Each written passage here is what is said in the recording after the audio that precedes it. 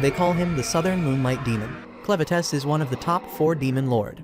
He freaking hates humans and sees them as nothing but bugs. But as fate would have it, during his crusade to wipe out the human race, a mere baby ends up softening his heart, and he takes the kid in as his own. Now he's forced to hide his real powers and blend in with humans, acting like some nobody.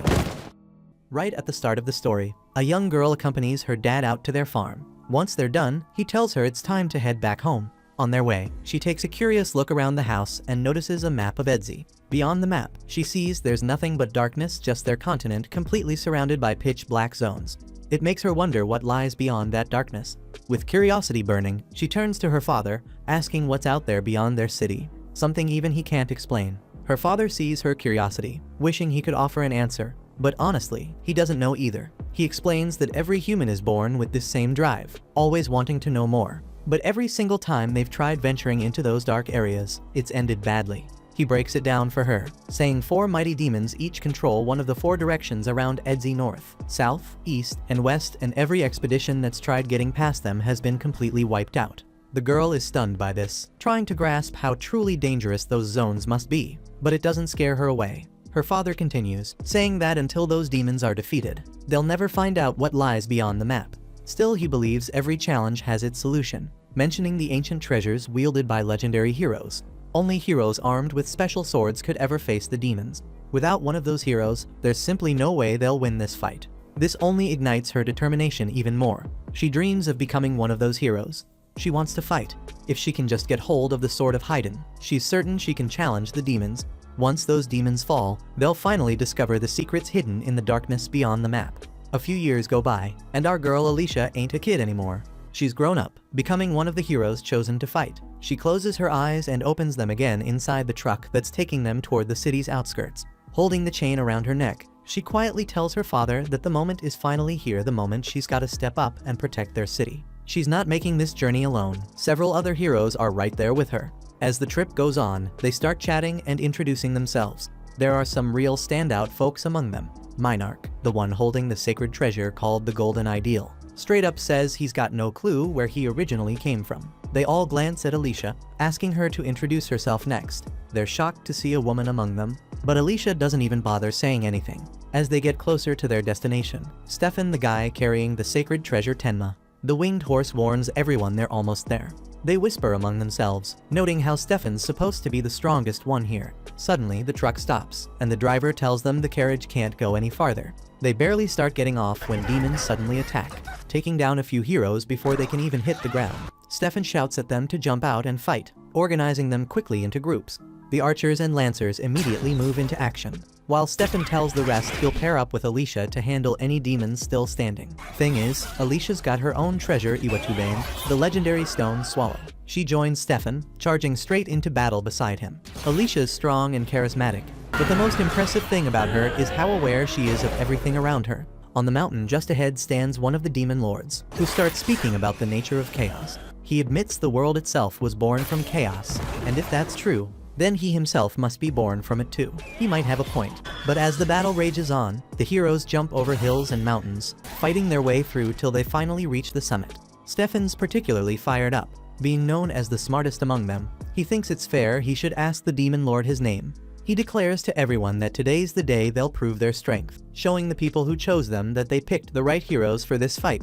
As soon as they reach Mount Moon, the demon lord makes his entrance, and just looking at him sends a chill through the group. His presence alone is terrifying. This is Clevites, the Southern Moonlight Demon, and even without saying a word, he makes the whole mountain feel heavier. Stefan gets shoved back, and though fear floods his face, he admits what's in front of them is terrifying. But they were sent for this, and they can't back down now. They're not alone, they're heroes, and together they believe they can turn legend into reality. Stefan tries to move, but Clevites hits him from far away, slams him against the wall, and kills him in one blow.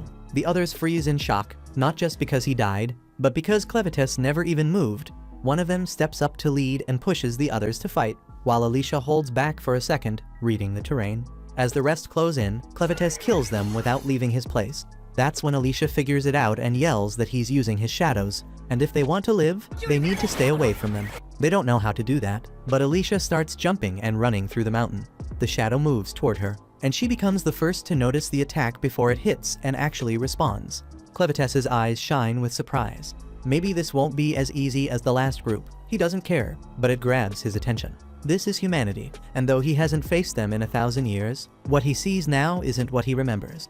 They used to be weak, no stronger than bugs, but now they've got strength, they've got purpose, and they're not giving up.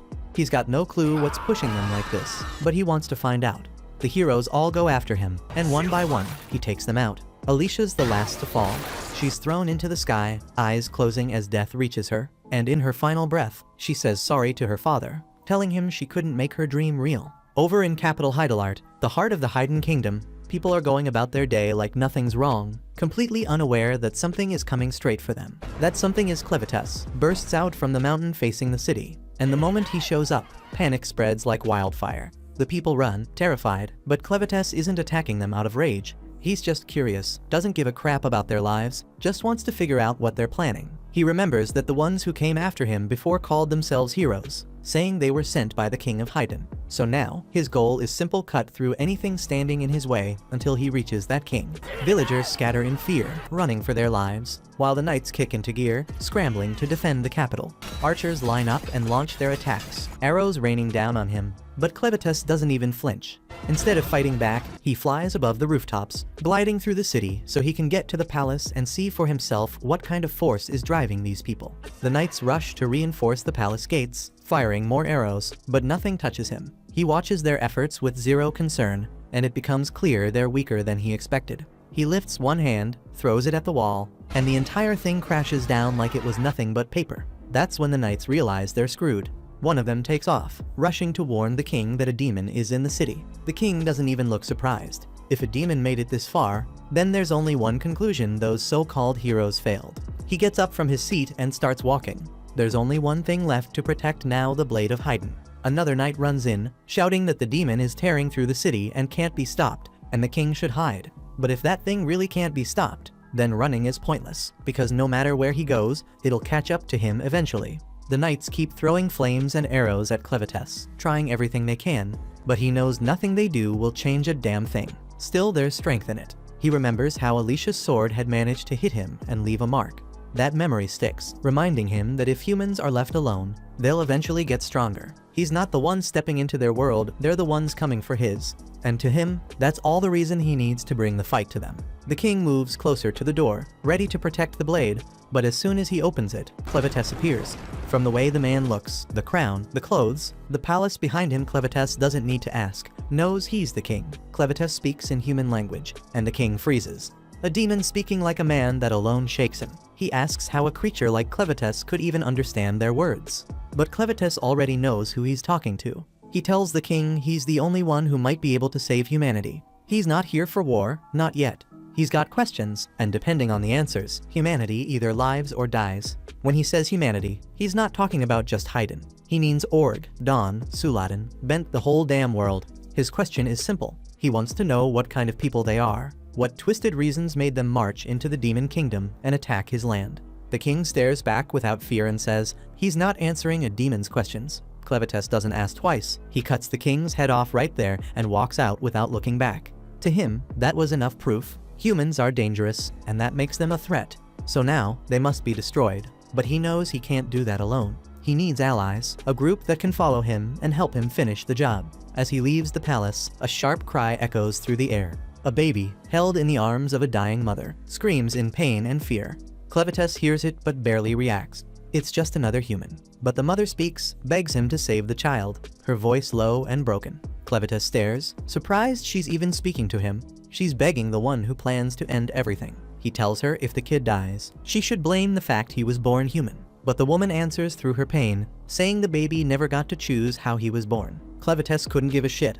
But he looks her in the eye and says if she wants him to spare that kid, then she better give him a reason why. She struggles to speak, reminds him she's dying and can't prove anything right now, but says one thing with full certainty: the child will prove his worth when he grows up. And with that, she takes her final breath. Clevitas stands there, silent, then picks up the baby. He's not buying it, but watching a human grow doesn't take much effort. So if this kid's gonna prove something, he'll wait and see. Across this wide land, 5 main human races live in different parts of the world. First, the Kingdom of Don holds the biggest population. Then come the Orgites, brave and fierce with horns on their heads. Next are the Sladens, quiet types who avoid dealing with anyone outside their kind. Then the Benti, demonic in appearance, but loaded with raw power. Last, the Hydanians, the smallest race, looking the most like normal humans. They're also the smartest, known for crafting weapons from a rare crystal called arcanosite. But only the royal bloodline knows the true method behind it. They've been selling those weapons to the Dawn race, and that deal led the two races to take on missions together, forming mixed bloodlines. Even so, full-blooded Hydanians are now rare. Outside their kingdom, wild dark beasts roam, violent and uncontrollable. Deep in the Luna Mountains, Clevites, in his massive form with 9 long tails, scares off a few beasts that tried to eat the baby. The kid cries out, loud and scared, and Clevites worries this little creature might not last long if it keeps screaming like that. He wraps around the baby, thinking how to shut him up for a while, then gently taps the child's forehead with one claw, and the baby falls asleep.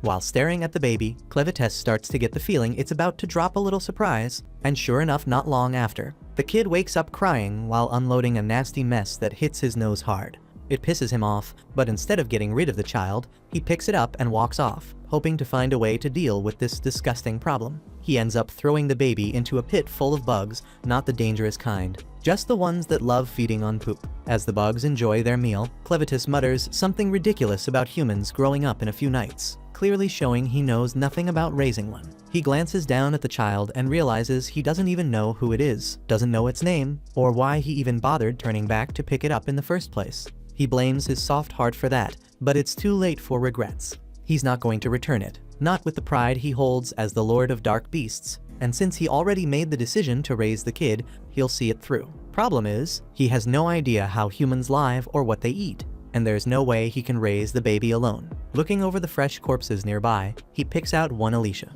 She had led a failed assault against him, driven by the pain of losing her father to dark beasts, thinking she could win by charging into his territory with an army, but it all ended in disaster. Now, she's the one he chooses to bring back. With a wave of dark power, he revives her.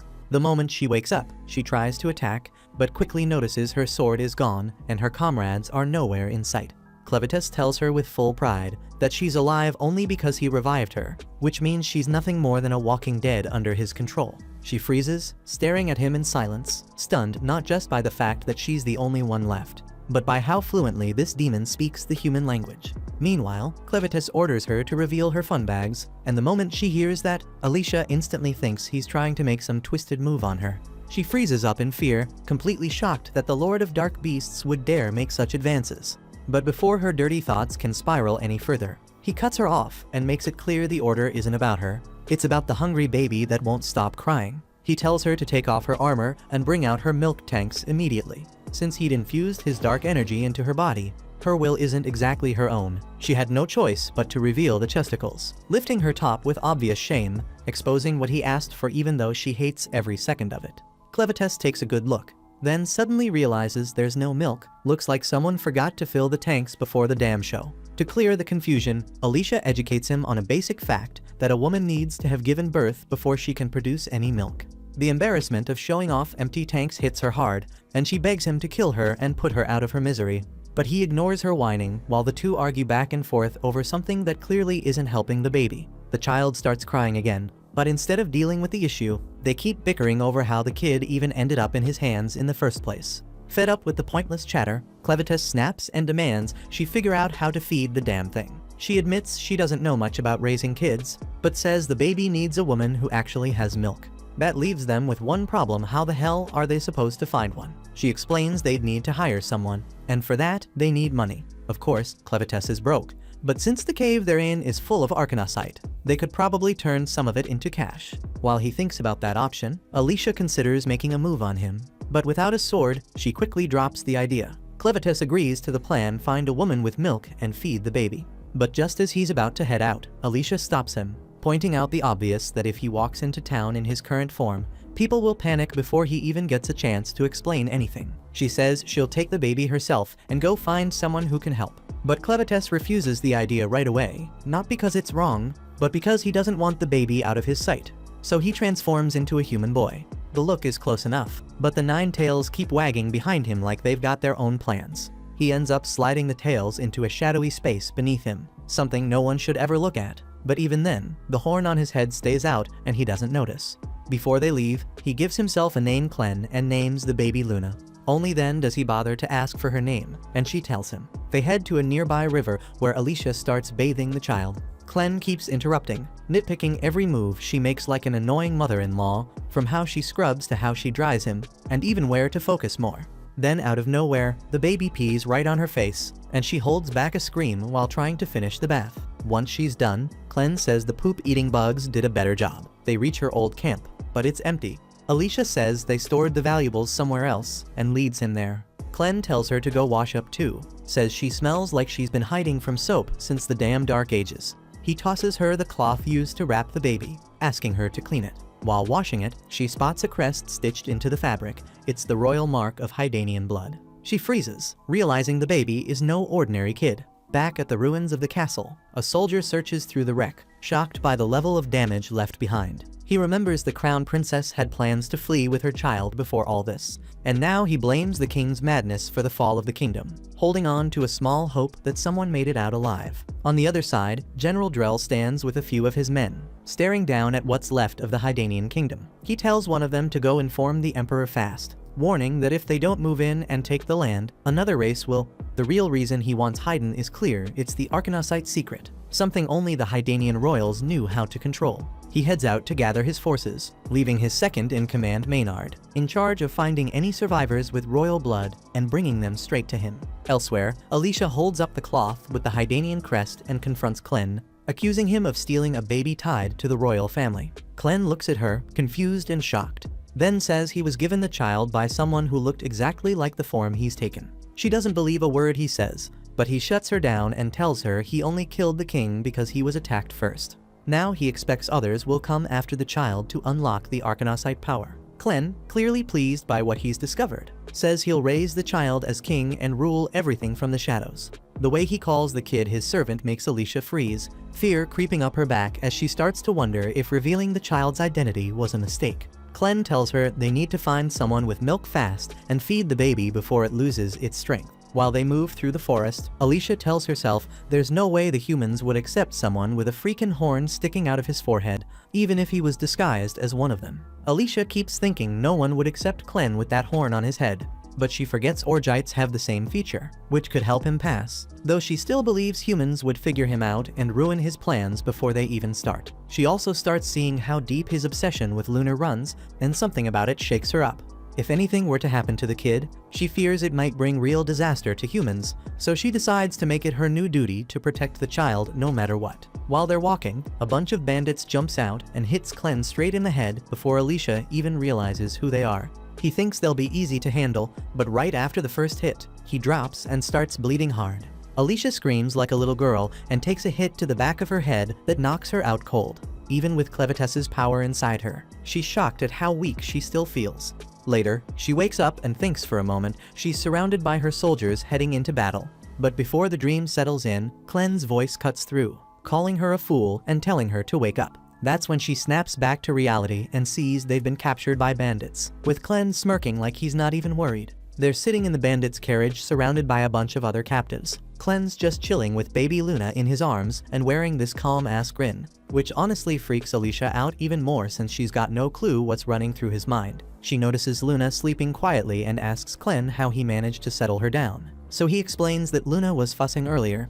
but the second she saw those bandits' busted faces, she passed out cold. Alicia carefully moves past the other prisoners, edges closer to Clen, and whispers, asking why the hell one of the strongest demon kings who ever lived let himself get caught. She figures that when Clen changed his appearance, he probably weakened his powers too, which explains why he got knocked out in one hit. Clen nods slowly, admitting she's close, but not exactly right. Changing his form made him as physically weak as a regular human, something he didn't realize until after he got sucker punched. Basically, his built-in defense is pathetic now, but if needed, he can still power up. But that still leaves Alicia wondering why Clen hasn't busted out of this mess already. Clen explains his thinking. Since he's stuck blending in as a human for a while, he plans to keep his true strength under wraps until Luna takes her rightful place as king. Plus, he's actually curious about humans, wants to see what makes them tick, like why these poor bastards around them got captured in the first place. That's why he's just sitting back and letting things play out. Realizing Clen's totally clueless, Alicia lays it out straight for his dumb ass, telling him they got captured by bandits who probably planned to sell them all off as slaves. She quickly adds that Clen shouldn't judge humans based on these scumbags, since bandits are the absolute worst kind. Not long after, they arrive at the bandits' hideout, where the captives are immediately split into two groups, men on one side, women and kids on the other. Suddenly, one guy tries to make a run for it, and Dagon, one of the bandit bosses, just cracks a twisted grin, knowing the poor fool just signed his death warrant. Right on cue, another bandit chucks a dagger straight into the guy's back, dropping him instantly. With that idiot gone for good, Dagon turns back to the terrified crowd, warning them not to pull anything stupid, unless they want to end up dead too. He then locks eyes on Alicia, orders her to come with him, and before she can even protest, he grabs her roughly and starts dragging her off to his room, determined to find out exactly what she's hiding. Clen's still standing there looking lost when a woman named Carm, who seems to run the women and babies side of this shady-ass operations, spots him just staring into space. Noticing he's got a newborn in his arms, Carm calls her servant Neru to take care of Luna. Neru's whole job around here is nursing babies they kidnap. The bandits' hideout is in an old quarry, and at the bottom there's this deep pool. Way down at the very bottom lies some legendary red blade, but getting to it isn't easy, because something crazy powerful is guarding it down there. Turns out I misread Dagon's intentions, because he only dragged Alicia straight to Vroko, the guy currently running the Crow's bandit gang, while their real boss Zazak is away. Vroko apparently stole leadership from Zazak, and nobody dares say a damn thing because of his pet beast, Betty, who's strong enough to rip people to shreds. Alicia instantly recognizes Betty as a Western demon, shocked that a lowlife bandit like Vroko somehow managed to tame such a dangerous creature. Vroko casually talks to Betty, and she tells him she's bored and wants to play with a human male. Vroko shrugs and tells her she can choose whichever she wants from the two bandits who brought Alicia in. But before that happens, Vroko explains why Alicia's here. The bandits obviously got their hands on all those magic crystals Alicia collected from Clen's base. Vroko already figured out they came straight from Mount Moon, home to Clevitas. Based on that evidence, and the fact Alicia didn't even flinch when she saw Betty, he knows for sure she's one of the 13 heroes from Haydn who were sent to kill Clevitas. Vroko guesses Alicia was on her way back to Haydn carrying that big bag of crystals, so he casually drops the bombshell the royal capital already got wiped off the map by Clevitas. But for the Crows, that's not exactly bad news. Vroko smiles, showing off a red-colored blade, the monohydrite sword, something only Haydn royalty knows how to forge. Of course, Vroko's sword is just a worthless fake. His gang has been selling these rip-offs to idiots who can't tell real from fake for years. Now that the royal family's been permanently logged out of this world, the prices of monohydrite swords have gone through the roof. Sure, it's a solid money-making scheme, but Vroko's got his greedy eyes set on something even better. The purest hydrite swords ever made. The ones personally forged by the kings of Haydn and handed straight to the heroes. Vroko's convinced the rest of the heroes got wiped out by Clevitas, and Alicia only survived by ditching her team. He pushes Alicia to reveal where her weapon is, along with the gear from the other 12 fallen heroes. Alicia keeps her mouth shut, so Vroko commands Dagarn and Satch to take her to Clevitas's place and hunt for the treasures themselves. Dagarn throws out the idea that maybe they should bring Alicia along to grab another treasure they're already tracking, but Vroko shuts him down quick, insisting on sticking to their original plan. He even gives Dagarn and Satch permission to have some fun with Alicia before they head out, just to keep her from causing trouble on the road. At the same time, Clen's stuck waiting tables at the Bandits Inn, run by Karma. He watches quietly while bandits constantly hit on Karma, silently disgusted at how terrible these guys really are. Elsewhere, Neru's busy feeding Luna the legendary milk, but that's not her only duty. She also works as a waitress, taking endless abuse from the scumbags who fill this place. Clen quietly serves meat to the bandits with surprising patience, earning a bit of respect from some of them. But Karma picks up on something off about him. Everyone around assumes Clen's an orc because of his horns, but his skin's too pale and his eyes have the look of a cold-blooded killer. Two bandits start hassling Neru, dragging her off to put her through hell all night, leaving her bruised and battered. Neru doesn't complain though, and once they're done, she just silently returns to the inn to nurse Luna again. Shortly after, the two bastards who abused Neru suddenly get weak and dizzy, and moments later they're completely wiped from existence. Turns out Clen quietly stepped in, dealing swift justice for Neru. Neru comes back to feed Luna again, finding the baby gently resting in Clen's arms. She's got no clue what he did to those two guys and honestly doesn't care. Her only thought is feeding the baby, so she picks Luna up carefully and takes him out to a nearby shed to nurse him. Clen follows quietly behind, sitting down next to her and gently asking Neru to share a bit about herself. He wonders if she's officially part of the Crows and exactly what kind of work they're into. Neru hesitates slightly, but Clen softly encourages her to keep talking, letting her know he's just genuinely curious about her story, nothing more. She says this place is all she's ever known, and being one of the crows is the only thing that's ever defined her. Never had a dad around, and her mom was the only one she ever had. Even then, she never saw her face, only her back. But even as a kid, she figured out her mom was a slave. She'd sneak peeks at night, saw the men coming in, doing whatever they wanted. Then, when she turned 12, her mom just vanished. No one said anything, and she never found out if her mom died or ran off. That same night, while she was eating, a group of men came up and started beating her. After that, life turned to hell. That's when it hit her her mom had been shielding her all along. Once she was gone, they treated her like an animal, beat her daily, and left her to survive however she could. Until Karma showed up. Sis Karma told her straight if she kept the men happy, they'd back off and leave her alone. So she tried following Karma's example, tried to figure it out. But she was nothing like Karma, didn't even know how to do what Karma did. Still, things got a little easier.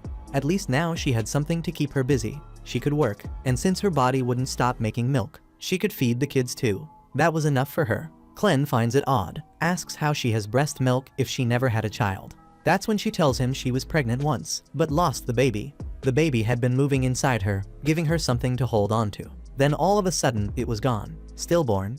The midwives told her flat out the kid was dead. And in that moment, she felt herself slipping away, like the world had turned to ice. She figured she was gonna die too, and honestly, she was okay with that. She didn't have a reason to keep going.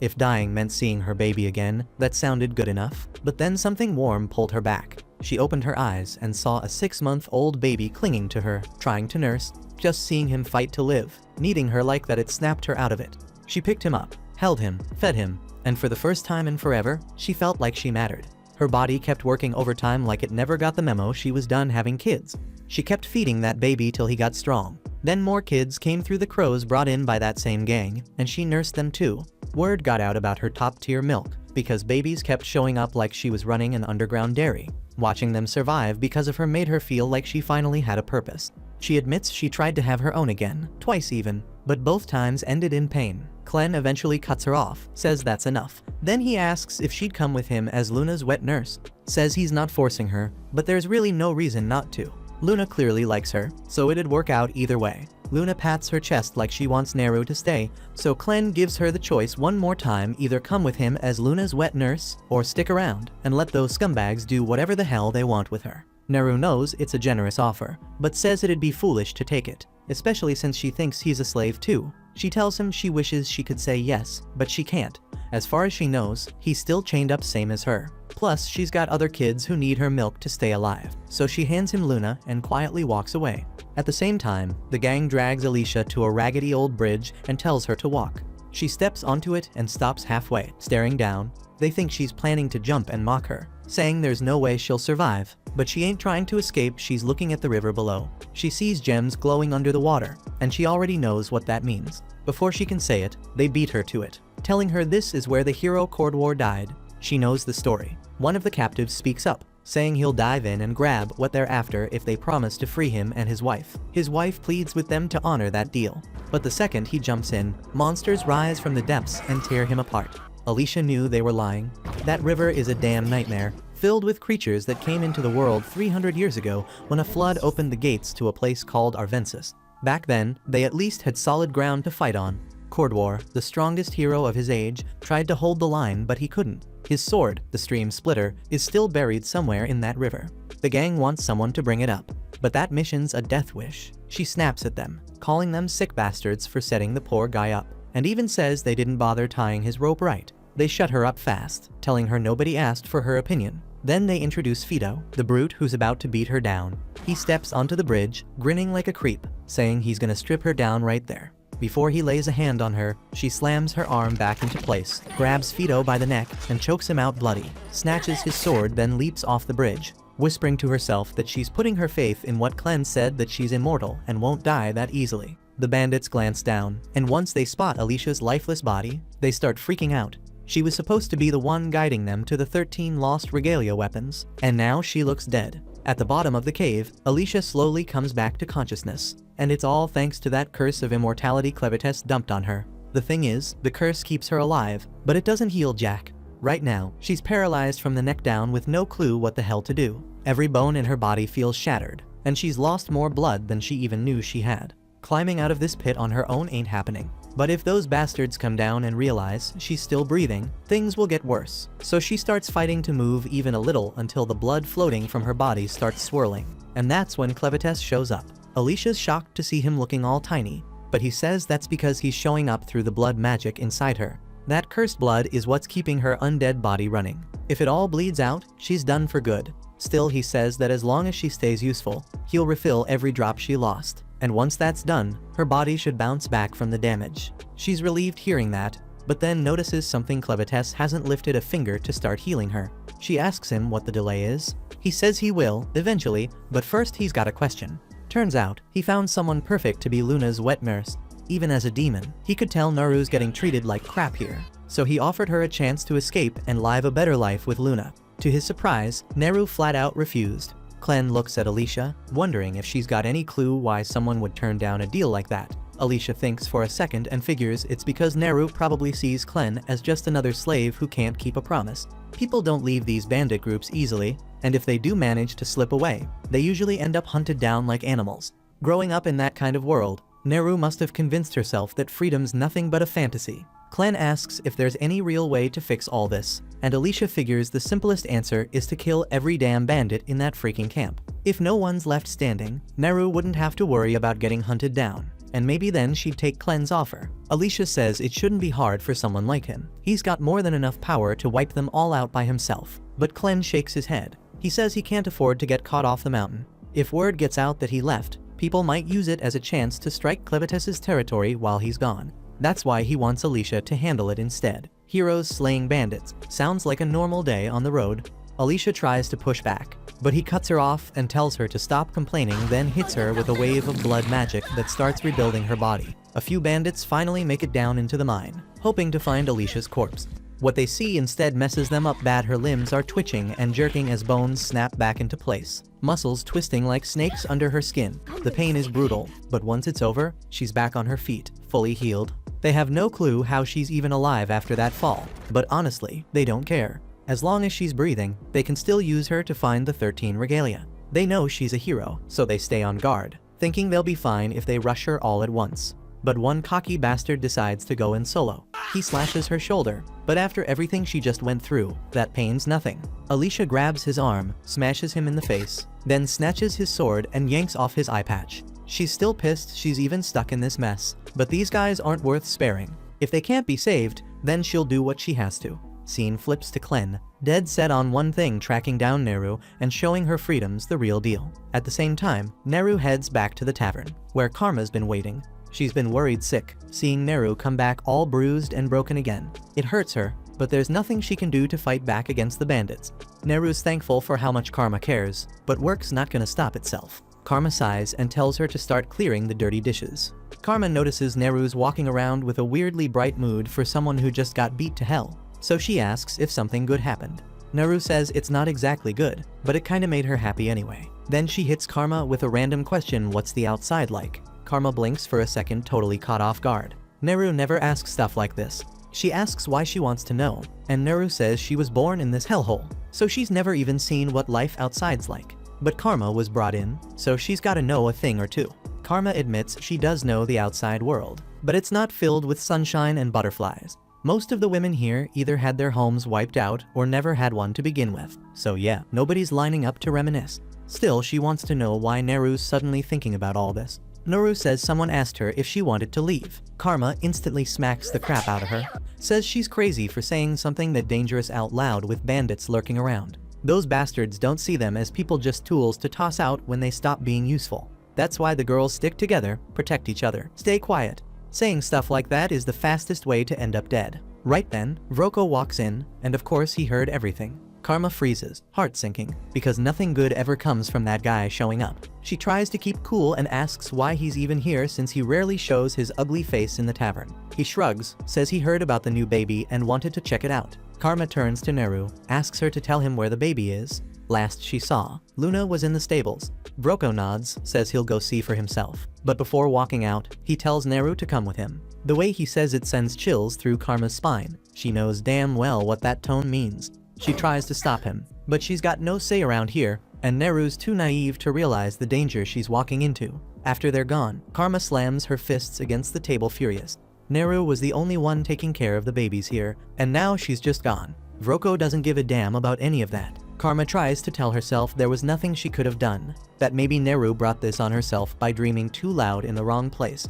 But deep down, she knows that's just bullshit. Feels intense panic about what's coming next. Right then, Clen walks in holding Luna, and Karma jumps a little since she didn't hear him come in. But it clicks quick he's probably here to feed the baby. She tells him Neru's gone, and chances are, she ain't coming back. Karma hates saying it, but that's just how life goes around here. Clen stares at her confused, not buying that answer one bit, then asks her what the hell she means. The second Karma looks into his eyes, she knows he's dead serious about finding out what happened to Neru.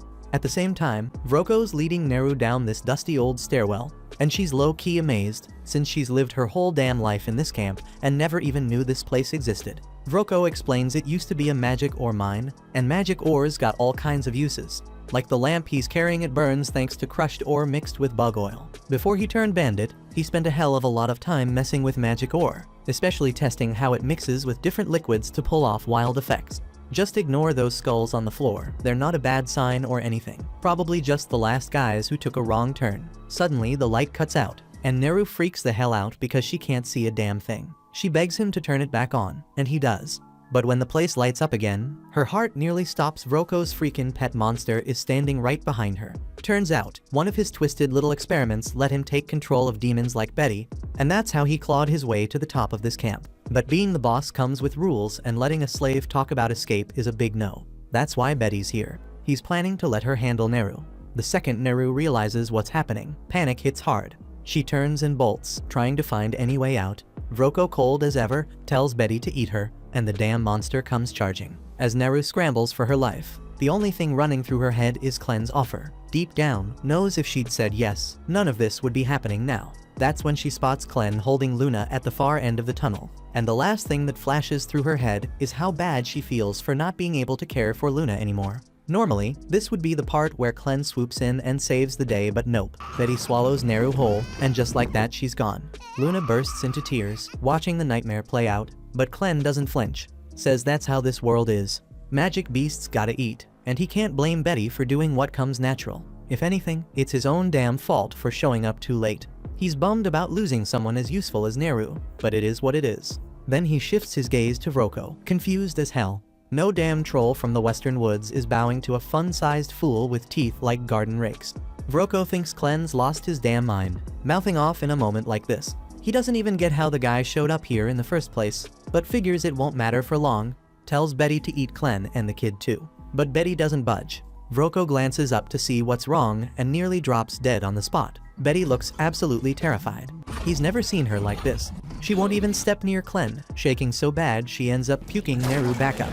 Neru's all messed up, half melted from stomach acid, missing a damn arm and a leg. But somehow, she's still breathing. Clen calmly removes the acid, then places Luna down beside her so the two can be together for whatever time Neru's got left. Then, without Vroko noticing, one of Clen's shadows picks up both Neru and Luna and floats them away. By the time Vroko turns back, they're gone. He stands there stunned, thinking Clen must have used some kind of magic. But Clen doesn't even know what the hell magic is.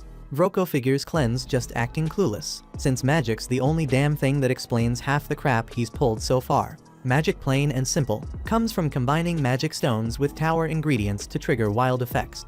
Like that nasty brew Vroko's hiding in his coat crafted using those stones, a bunch of herbs, and the squirming larva of a parasite fly. The mix turns anyone who ain't him into a drooling moron. That's how he got Betty to obey his every command without a second thought. He dumps the potion into his fire pit, creating a thick, strange vapor. The instant Betty inhales it, her eyes glaze over, and she launches at Clen, blinded by fury. Clen gets tossed across the cave like a sack of potatoes, since he can't tap into most of his strength while stuck in this flimsy human body. As he's flying, the only thing racing through his head is how pissed he is that Alicia never gave him a damn warning about any of this magic stuff. Meanwhile, Alicia's still busy hacking her way through the bandits, and she's already dropped 8 like it's nothing. But that's barely scratching the surface, and the bargain bin sword she swiped from one of them has already snapped. If she wants to clear out the rest, she's gonna need something a hell of a lot better. So she bolts straight out of the flooded cave, There's close to 50 left, and even with her undead body, stamina's still a thing. If she burns out before finishing the job, she's screwed big time. She reaches the lake, but the monsters are already circling up top waiting. Jumping in now's asking to be dinner, so she climbs to the top of the scaffolding instead, baiting the idiots to follow. Once a crowd builds up, she slices the main rope, dropping a dozen into the water all at once.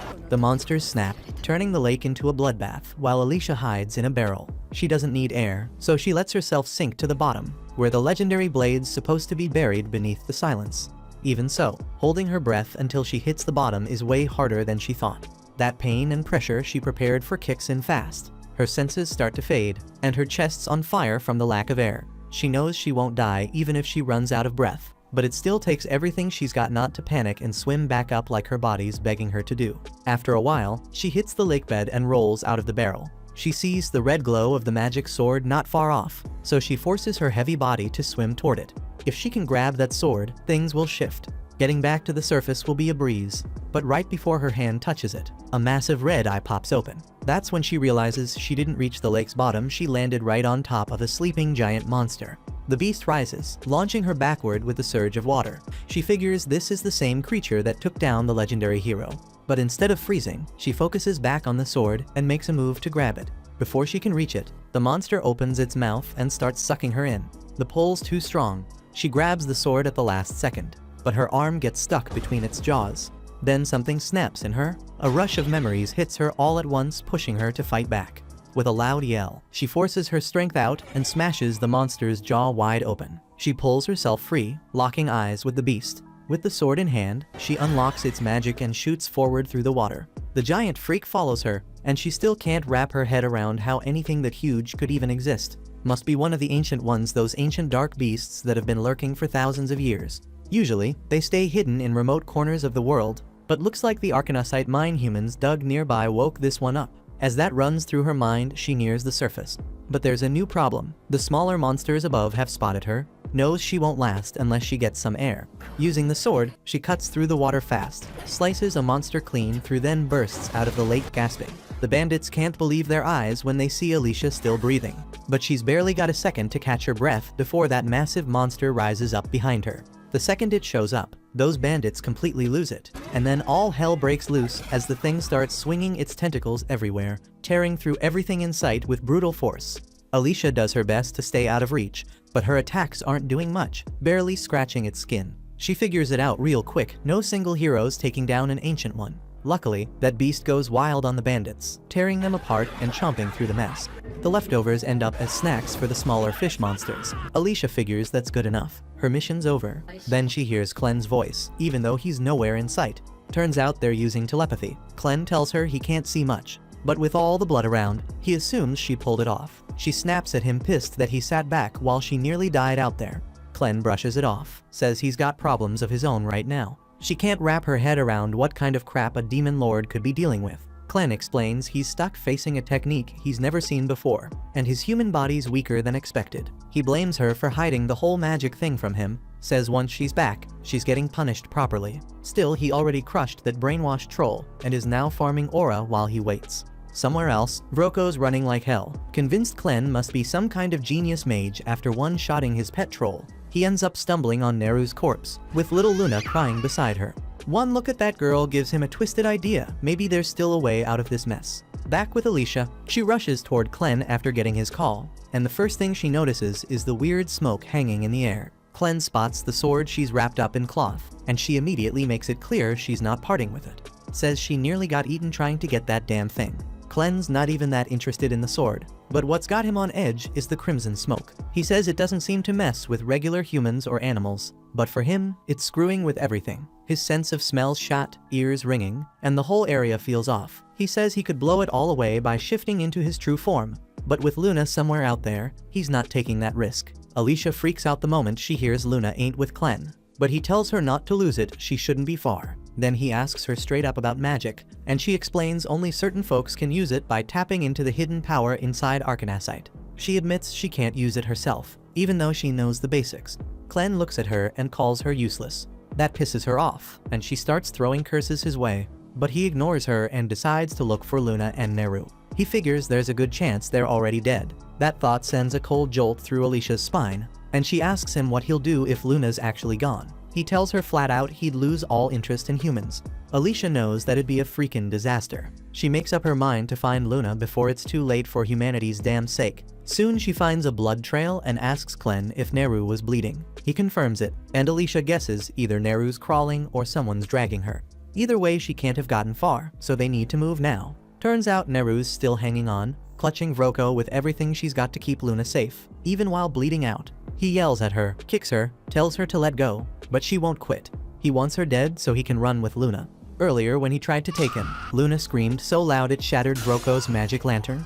That's when he realized the kid's got some serious magical talent, and being a pure-blooded Haydn, there's a good chance he's royal.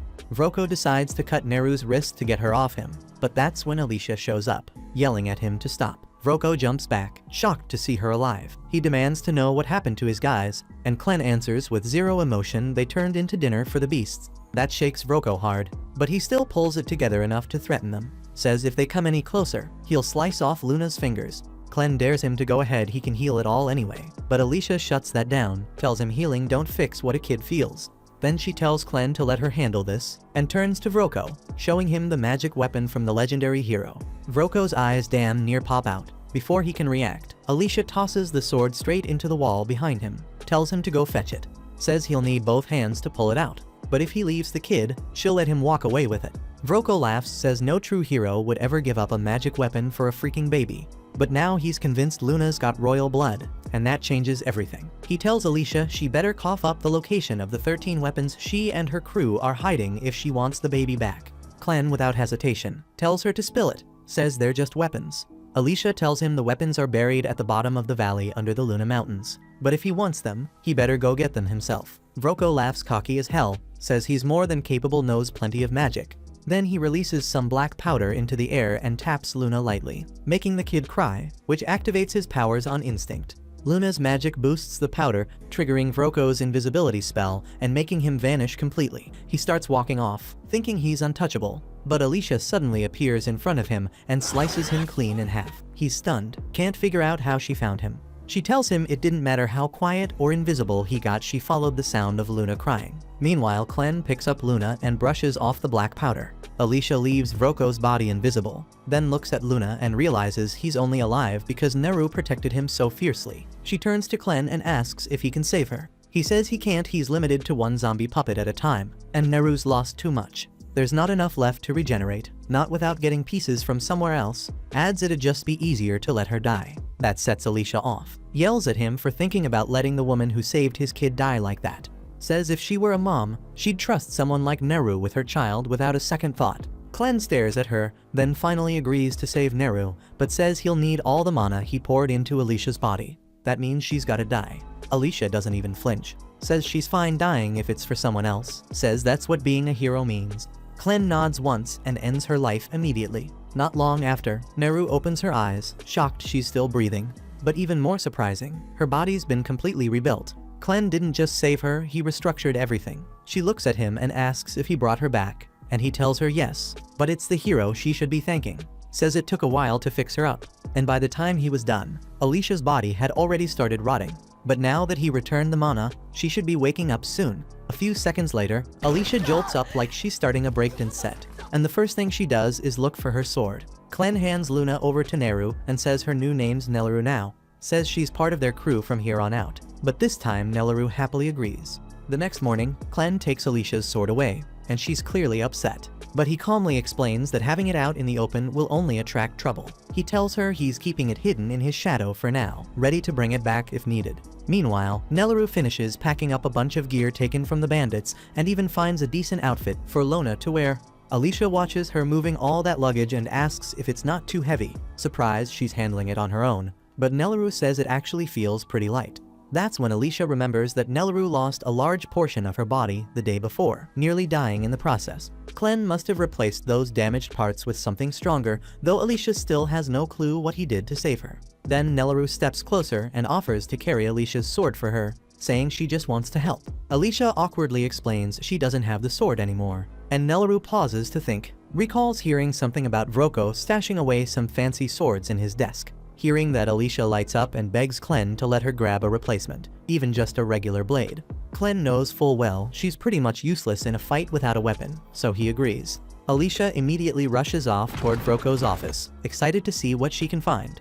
With the bandits wiped out and the slaves long gone, the place is mostly deserted now. Clem casually asks Nelleru if she's going to miss this place, but she quickly replies that it only holds bad memories and she's glad they're finally leaving. What really bothers her though is not getting to say goodbye to Karma. Hearing that name again, Clem realizes he might have made a mistake earlier, but before he can say anything, he's suddenly hit from above and sent flying. Back in the office, Alicia finds a small stash of coins, a leather armor set, and one decent sword tucked in the drawer. She's satisfied and starts heading out when suddenly, Clem crashes straight through the wall, slamming into the desk right in front of her. Clem then mutters that he still hasn't gotten used to how damn fragile this human body is, always getting tossed around like a ragdoll. Before he can say a word, Gart bursts through the hole in the wall and Alicia instantly senses how strong he is, so she raises her sword without hesitation. But in the next moment, Gart throws a savage kick that slices the air and leaves a small cut across her face from pressure alone. He's impressed she managed to dodge in time,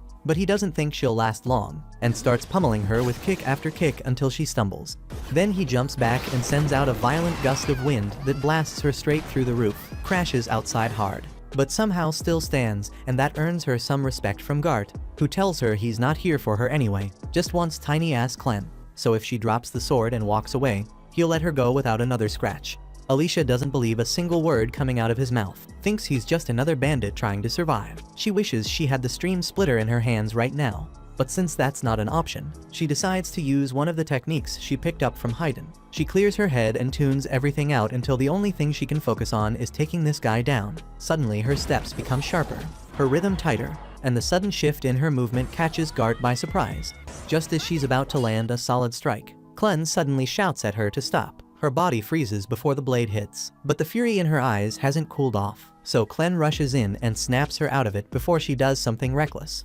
Once she's calm again, Clem explains this whole thing is one big misunderstanding, and there's no reason for them to be fighting at all. If he hadn't stepped in, she would have gotten her shit kicked in by Gart before her sword even touched him. Gart, being reasonable enough, asks what the hell Clem means by that, because from where he's standing, Nelleru smells exactly like a Western troll. He was told there was a troll being controlled in this camp, and after checking the caverns under the base, he found a dead one with body parts missing like someone had been slicing pieces off on purpose. So from his angle, it looks like Clem's the leader who killed that troll for fun. But the truth is way more complicated than that. Then Clem tells Nelleru to take Luna and wait by the front gate since he needs to talk to Gart alone.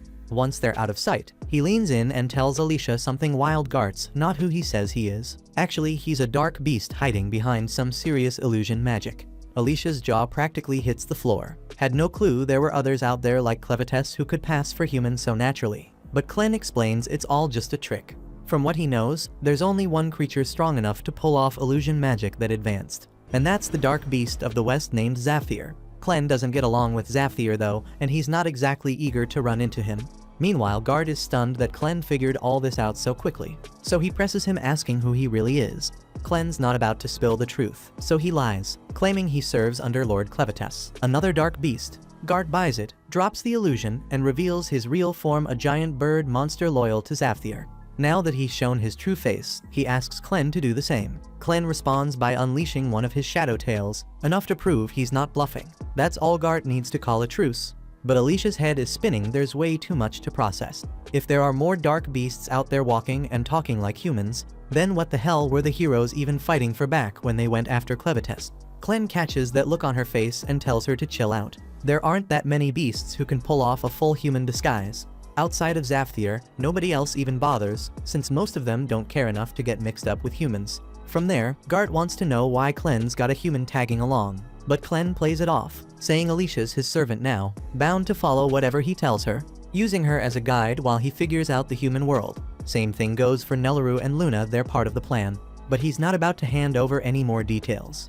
Gart shrugs it off, but lays down one warning. If Clem steps in his way, he'll have no choice but to kill him. Clem just smirks and says he's welcome to try, but taking him down won't be easy. Now that Clem answered one of Gart's questions, he says it's only fair he gets to ask one too. Before that, Gart mentions Zafthir might be planning to wipe out all of humanity, and that just doesn't sit right with him. From what he remembers, Zafthir always seemed fascinated by humans. The Orgites in the West even worship her like some god, so why the hell would she suddenly decide to erase them all? Guard agrees to explain. 3 days back, he found out that some dark beasts in the West had lost their kids. That alone didn't seem too unusual, but what got him thinking was a strange vial someone left behind at one of the scenes.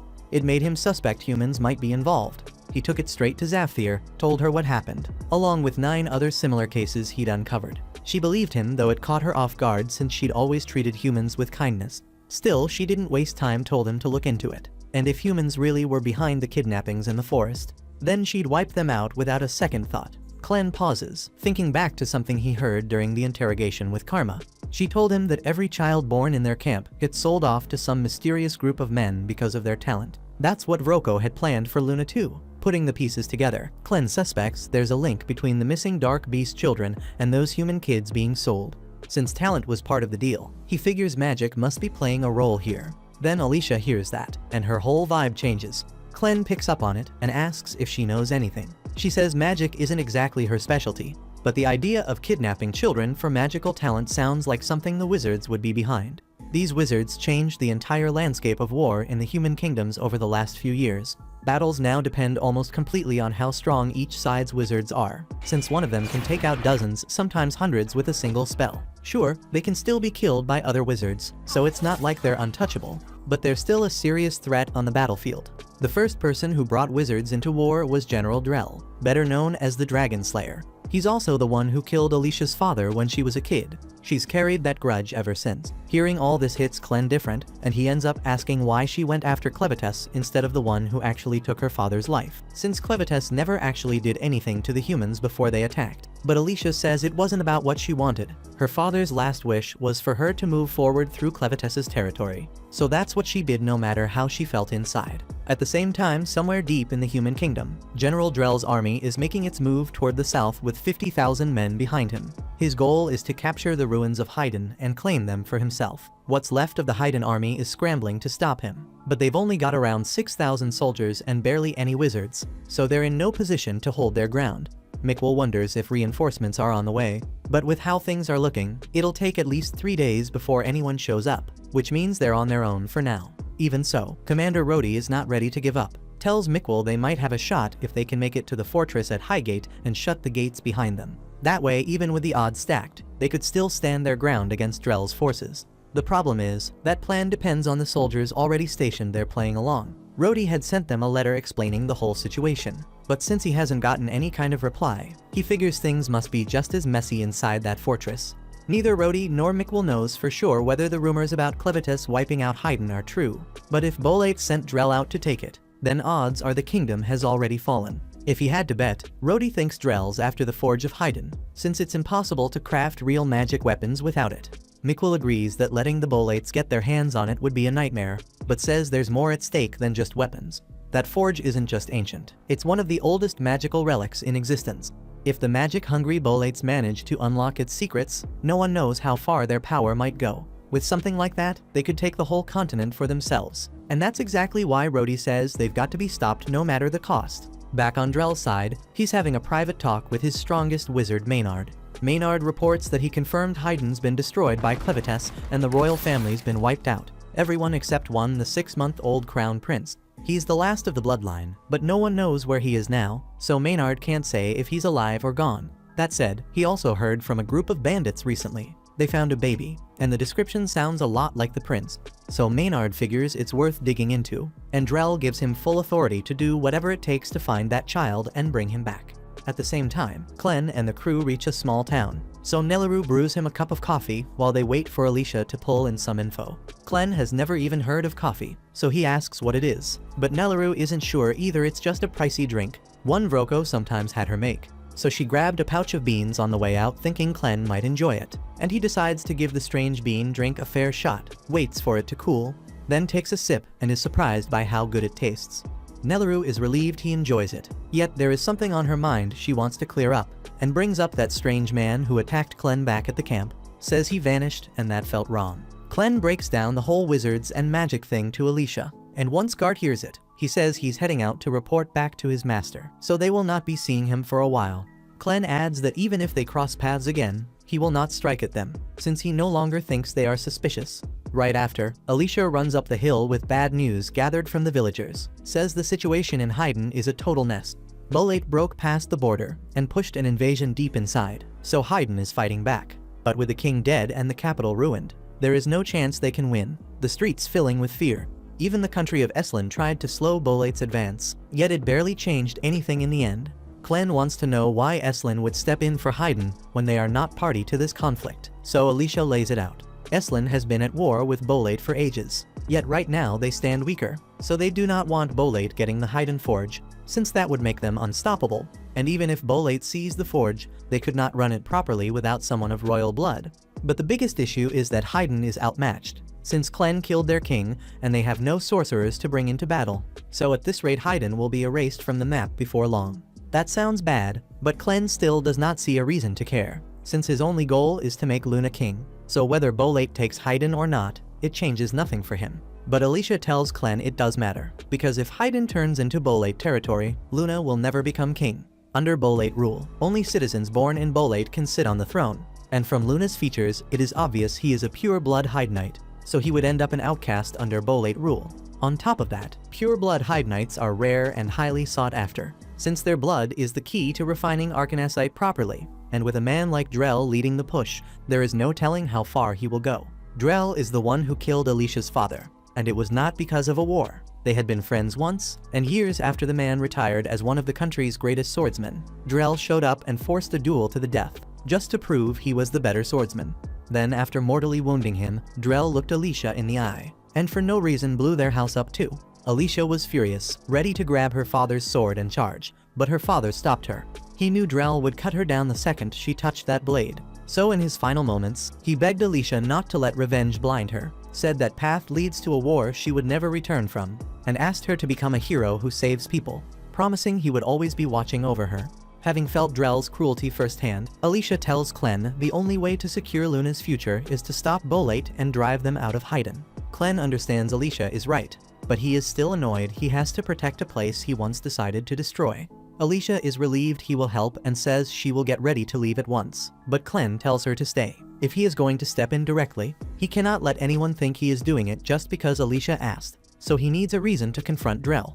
And the fact that Drell has been kidnapping Dark Beast children to build his wizard army is reason enough. It also gives Clen a chance to see how strong these wizards really are, and that thought gets him a little excited. With that in mind, he is sure Alicia wants payback for what Drell did to her father. But her father's last wish was clear: he wanted her to be a hero, not someone ruled by revenge. Alicia's still carrying that promise she made, but after all that's gone down, she can't bring herself to call what's left of her a hero, feeling more like an empty shell stuck serving him. Clen doesn't fight her on it, just asks what being a hero really means to her. She might not believe she's won, but he's dead sure Nelleru does, since the girl's whole life got better because of what Alicia's done. That hits home, so she agrees to stay put.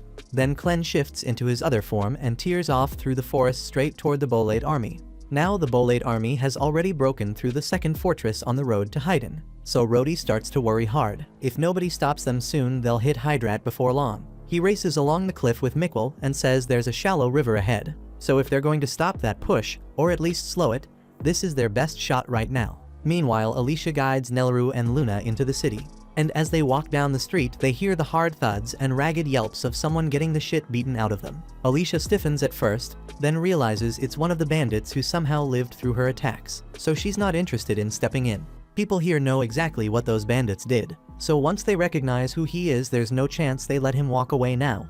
Nelleru still trembles a little since that creep used to torment her all the time, but Alicia tells her there's no way he'd recognize her after how much she's changed. At that point, the bandit does recognize Alicia, so the second he spots her, he tries to flip the crowd by yelling that she's the hero who released the giant sea beast in the mine shaft. People turn to see who he's talking about, yet by then Alicia has already slipped away, and even if they had seen her, it wouldn't change the fact he's a bandit who got caught. In the end, the townspeople hang every bandit they find inside the walls, but they're rattled by everything swirling lately. First came Clevitess's attack, then the Bolate army, and now an ancient octopus monster, leaving them worried the next nightmare could be radioactive wasps or glacial worms. But still, no matter what shows up next, they swear they'll protect their town from any threat. At the same time, Alicia and Nelleru search for a place to stay, but the whole town is on high alert, so every step feels watched and every doorway tense. Without wasting time, they keep moving.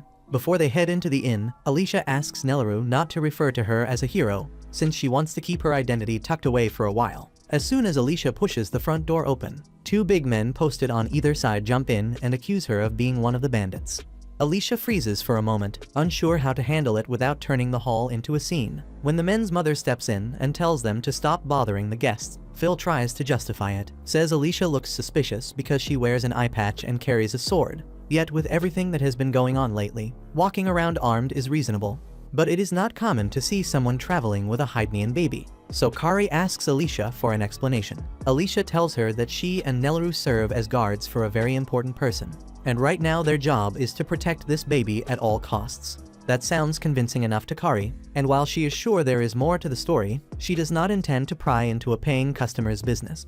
She asks what they need, so Alicia says she would like a room for two, preferably with a bed comfortable enough for a baby. Kari tells her the rate is 2 silver coins a night, so Alicia pays for 2 nights on the spot, and Kari assigns them the first room on the left. At that point the path is clear. Then she orders her sons to help carry the luggage upstairs. Pete steps behind Nelaru and offers to take the bags.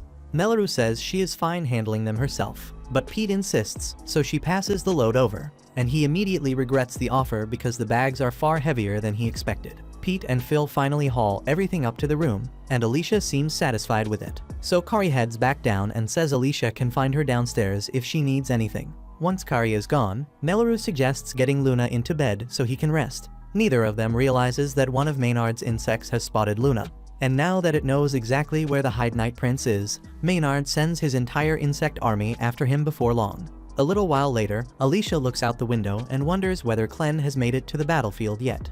But then Nelaru calls her over and points out Luna's first baby tooth. Minutes later, Kari knocks on the door to tell Alicia and Nelaru their food is ready. Then she notices Luna still asleep, so she tells Alicia to come fetch it and take it back up to the room. Alicia follows her downstairs, and Kari points at the platters set at the end of the table, so Alicia heads over to grab them without wasting time. On the way, she catches the bar crowd murmuring that this whole mess is on the heroes, their voices low and heated. If they had not gone out and challenged one of the Beast Lords, then Clevites would not have leveled Haydn, and the Bolates would not have started this war in the first place. Public opinion of heroes is rock bottom now, and folks feel they have every right to be angry, since the so-called heroes only made life harder in the end, and that sentiment spreads from table to table. Alicia turns to go back upstairs, then a dark beast presence brushes past her senses, and right after that something smashes through the downstairs window with a thud that shakes the room. It lands by Pete, and he assumes it is a harmless ball, so he reaches down to pick it up. But Alicia shouts that he should not touch it, but it's too late. The look on Pete's face freezes for a split second before the object swells in an instant, slamming him into the ceiling and revealing a giant centipede. Maynard then steps into the inn at that point and explains this is no ordinary insect. It came out of the dark beast forest, so it stands on par with some of the tougher dark beasts out there. One man does not even wait for Maynard to finish, since he came here to relax, not wrestle a centipede monster, so he jumps through the window to run. Normally that would be an excellent survival plan, but Maynard already stationed several hundred bug monsters outside, and the man gets eaten anyway. Maynard set the field so that nobody leaves town until he is done with his mission, and he wants no confusion about that. And to make sure everyone understands, he introduces himself as the highest mage serving General Drell's army. The room tightens with worry because nobody expected Drell's army to strike their village in this way, but Maynard says he is not here to seize the place. His mission is simple, to confirm whether the Hyde Knight baby here carries royal blood or not, and that purpose alone brought him. Alicia feels the floor drop inside her, and if Maynard already knows about Luna, she needs to get him far away fast without delay. But before she can act, a sharp panicked scream cuts down from the room above Nelaru's voice. That's when it clicks. Maynard has already sent a subordinate up there. Meanwhile, in the room right now, a telekinesis wizard named Naya Chiffinlitz has Nelaru pinned against the wall with the bed frame, not letting up for a second. Nelaru cannot figure how Naya slipped in through a second-floor window, so Naya spells it out. She flew up with her axe because her power pulls and pushes anything made of iron, so she gripped the handle and hurled it upward. Then the force yanked her along for the ride. She does not really get the science behind it, yet there is a massive dark beast turtle with an iron shell, and any metal weapon swung at it ends up stuck there for good.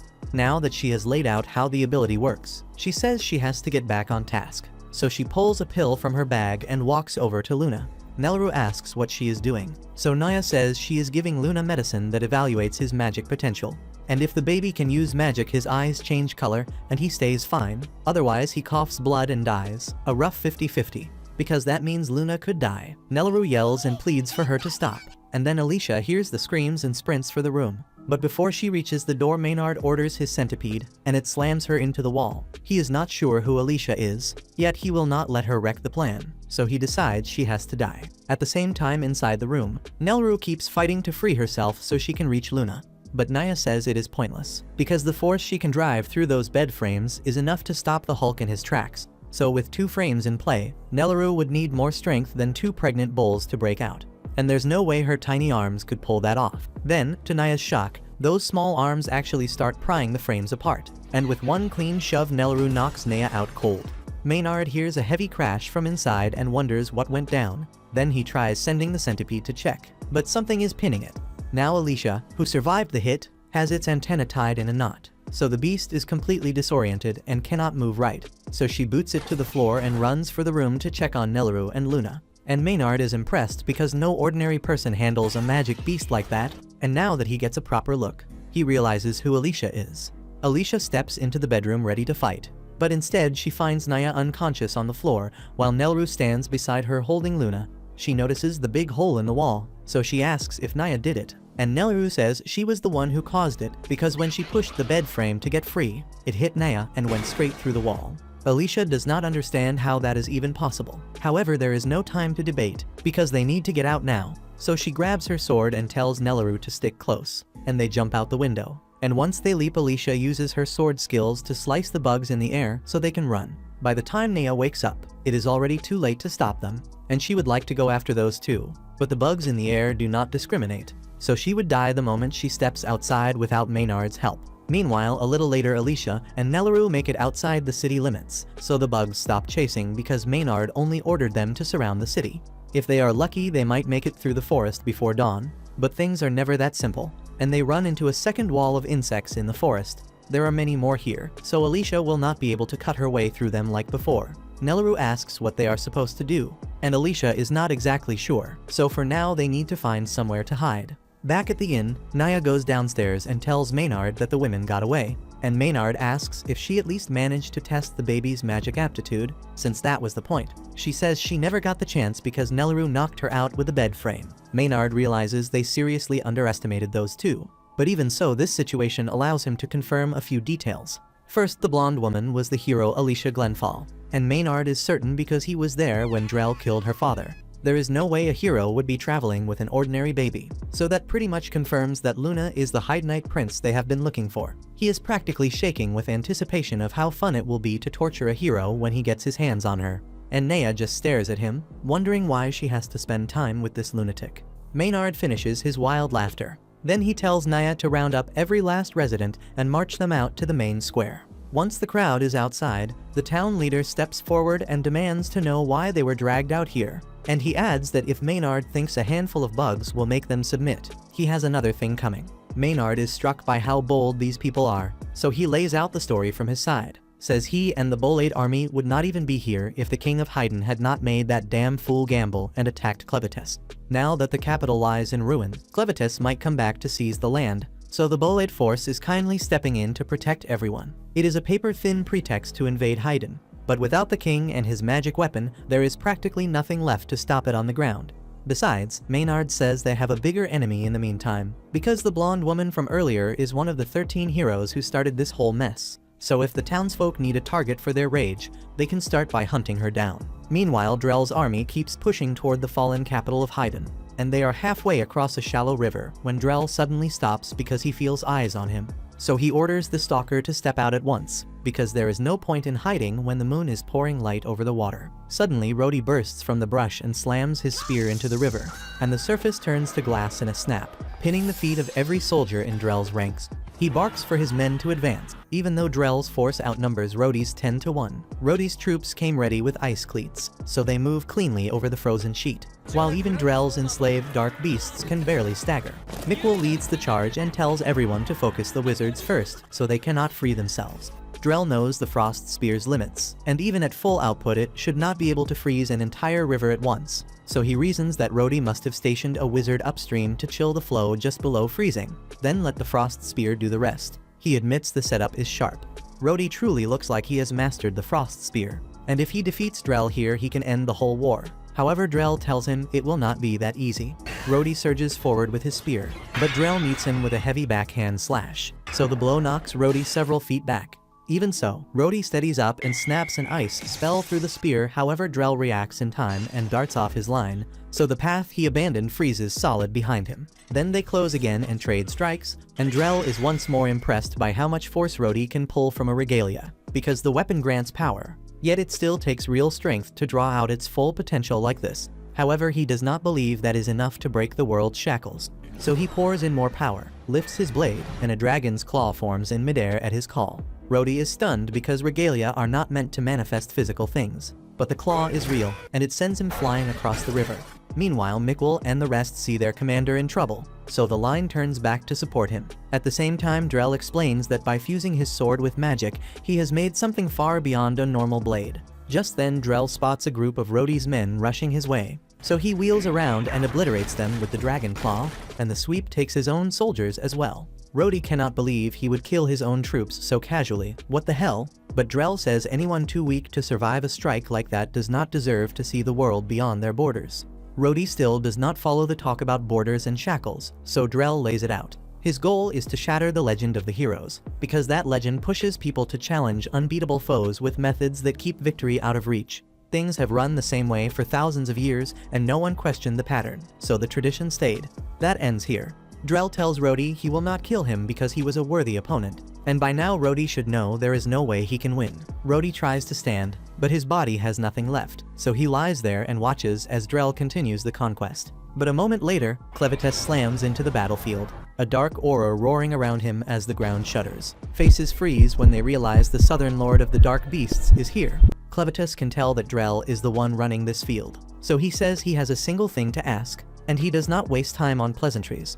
Someone has been snatching both human children and dark beast children, and from what he has heard it ties to the magic Drell uses, based on whispers from across the region, so he wants to know if Drell is truly the one behind it. Drell notes that a beast lord coming all this way just to ask a question must have better things to do, yet Clevites answers without blinking that this is part of his duty as a lord, because if anyone defiles his land or his people, the law of the land says he must kill that offender with his own claws in retribution. Drell asks what gives Clevites the right to define that law. However, Clevites is already tired of the talk, so he drives a hand through Drell's stomach with a straight thrust. He says this could have been avoided if Drell had simply answered the damn question. Yet even with a hole in his chest, Drell stays calm. Says he already knew Clevites would come to kill him, and he knew a head-on fight was not winnable, so he made preparations in advance and kept them quiet. A third eye opens on Drell's forehead as he primes his ultimate art, Dark Ichor Prison Resolve hardening as he commits. That catches Clevites off guard because he did not think humans could handle Dark Ichor at all. And in the next breath, Drell's body detonates and coats Clevites in his blood.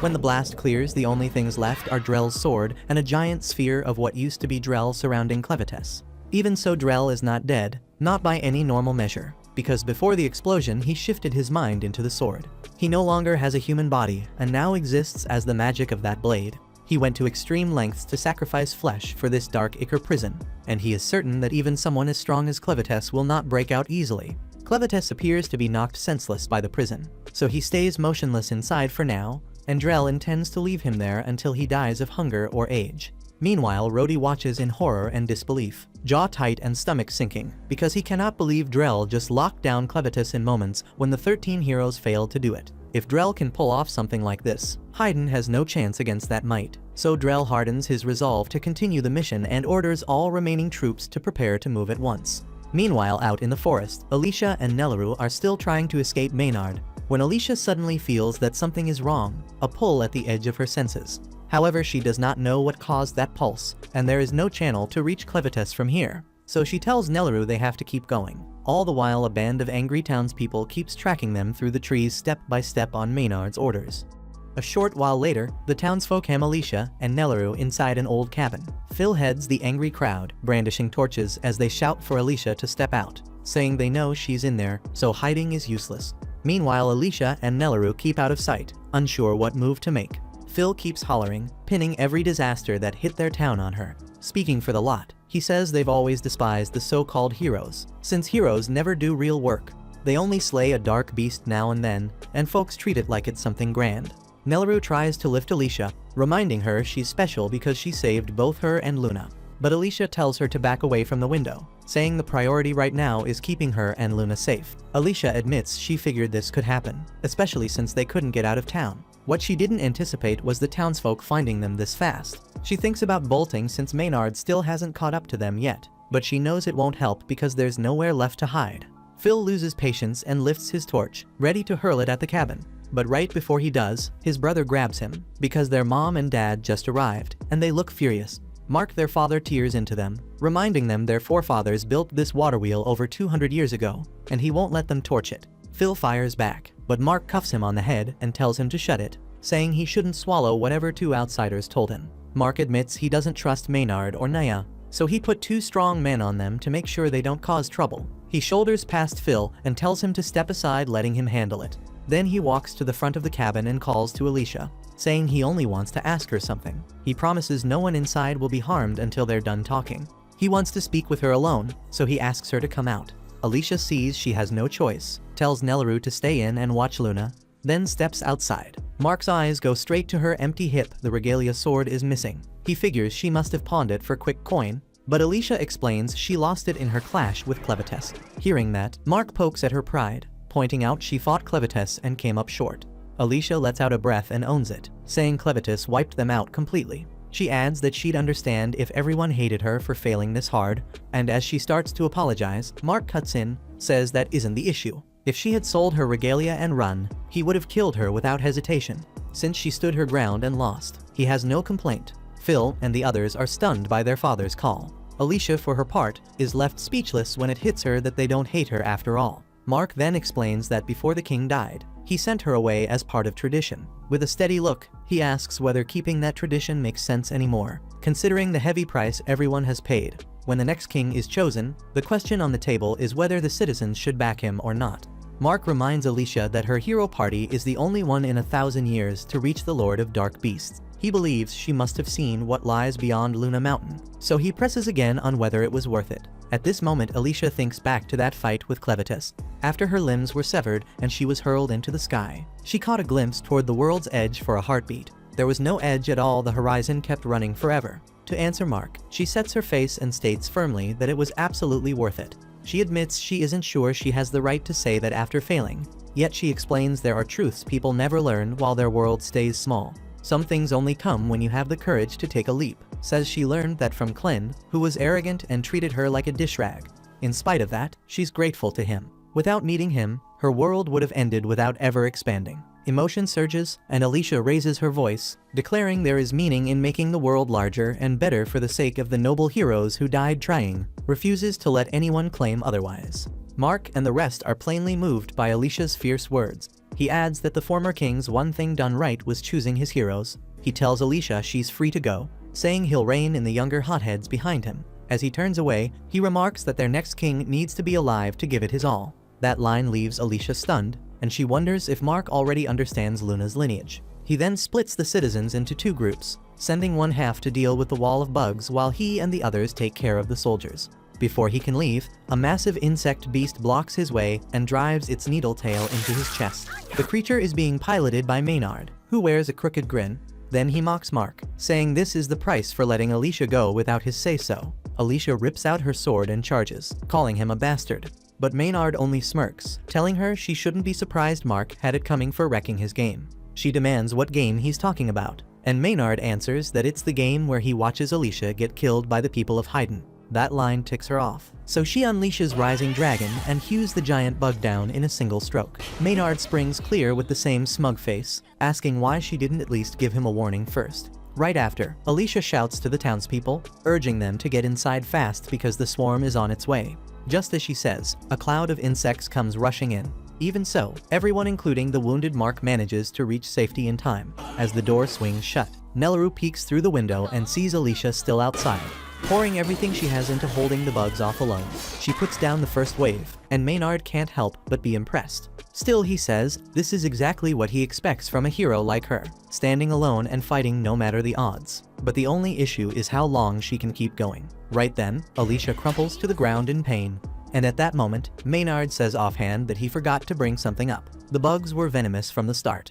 If the big ones steal your focus, the little ones slip in and dose you before you even realize. He adds he couldn't control every insect in the area, from the bees overhead to the ants underfoot. Worst of all is a special spider breed whose venom can wreck human blood itself. Alicia suddenly feels something crawling along the back of her neck, and before she can smack it, the spider sinks its fangs into her. Maynard explains the toxin is potent enough to liquefy smaller creatures from the inside out. While Alicia fights for breath, he lays out why he hates heroes so much. In an ironic twist, he admits he used to idolize them. But when he was a kid, the so-called heroes never showed up when he truly needed them. When he lost everything, the neighbor next door helped more than any hero ever did. That's when he decided heroes are just people hiding behind sugar-coated titles. In his eyes, they can't protect anyone. The only ones who can protect anything, he sneers, are himself and General Drell. After that, Maynard unleashes another wave of bugs at Alicia. As she cuts them down, she realizes this is only getting worse, since his poison even works against dark ichor. Pushing through, she glances down and sees Clevitas calmly perched on her chest. He says little only reminds her to finish things here because a bigger job still waits. Alicia slips him into her dress fast so Maynard won't notice. Meanwhile, inside the cabin, some of the bugs start slipping through, and the citizens do their best to kill them before they cause any damage. Kari tells her sons to patch the gaps in the walls so no more get in. She reminds everyone that protecting Luna is the top priority, since he represents Hayden's future. So all they can do now is hope Alicia holds the swarm back outside, while they defend Luna within. Everyone agrees they've got what they need, and they start boarding the cabin with wooden planks. At the same time, Alicia holds her ground while Maynard keeps droning on full of himself. Without warning, a massive scorpion bursts from underground and whips its lethal stinger at her, slamming Alicia and sending her crashing into a nearby river. As she struggles in the water, Clevitas slips out of her chest and asks if the poison is what's slowing her down. Alicia admits she's sluggish not only because of the toxin, but also because her wounds refuse to heal. Clevitas explains that Maynard's poison affects dark ichor. It isn't strong enough to erase it completely, yet it blocks her recovery until the venom fades, which means she's temporarily lost her immortality.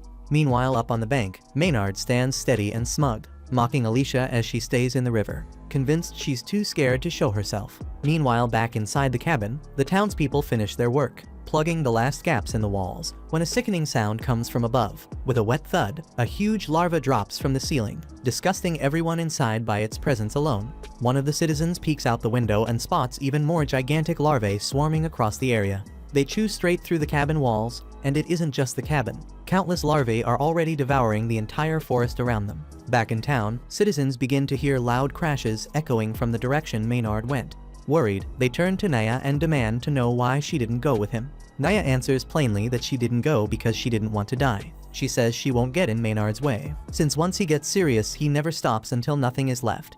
After all, he's the master of all insects and the strongest wizard in the Bolade army. At the same time, deeper in the forest, Maynard keeps taunting Alicia while she remains in the river. He explains that the giant larvae surrounding him are special creatures that hatch only once every century. When they emerge, they devour everything in sight. This species is unique to a single island in the east. Every 100 years, these larvae strip the forest bare, leaving it completely barren. But the creatures are clever. They never consume the seeds. Instead, they stay dormant in their eggs until those seeds have grown into a new thriving forest. With a smug grin, Maynard tapped the magic crystal set in his chest and bragged that his sorcery could speed up that natural cycle. With power like that, he figured the building sheltering the citizens wouldn't last even a single minute. Alicia's anger snapped at his words. She burst from the river, yet as she lifted into the air, her eyes went wide. Maynard had been quietly nursing even more insects inside cocoons, and right then the shells split open. Suddenly, the newly hatched bugs rushed her with murder in their flight. Alicia swung her blade, trying to cut them back. Yet with every arc, she saw the shimmering dust from their wings held another poison. Her strength bled away with each heartbeat, while Maynard savored the struggle. At his command, the giant scorpion smashed her into the ground, after which a massive swarm of insects buried her beneath their bodies. That horrific sight made my body freaking tremble. Right before Alicia lost all hope, Clevitas stepped in. A crimson radiance burst from under the swarm, and from it her regalia sword rose, cleaving through the pile of insects.